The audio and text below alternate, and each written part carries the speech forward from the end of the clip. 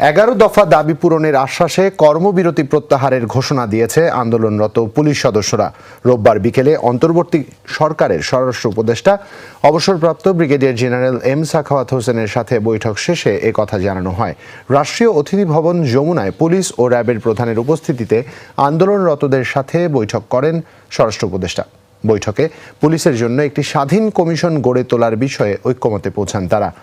এই কমিশনের অধীনেই পরিচালিত হবে পুলিশ বাহিনী। পুলিশকে যেন আর রাজনৈতিকভাবে ব্যবহার করা না হয় তা নিশ্চিত করা হবে বলেও জানান সাখাওয়াত হোসেন। তিনি বলেন, সাম্প্রতিক ঘটনায় পুলিশের মনোবল ভেঙে গেছে। এই পোশাক পরে আর কাজ করতে চায় না বাহিনীর সদস্যরা। দ্রুতই মন্ত্রিসভার বৈঠকে এই নিয়ে আলোচনা করে পরিবর্তন করা হবে পোশাক এবং লোগো। স্বরাষ্ট্র উপদেষ্টা জানান, আজ থেকেই সবাই কাজে যোগ দেবেন।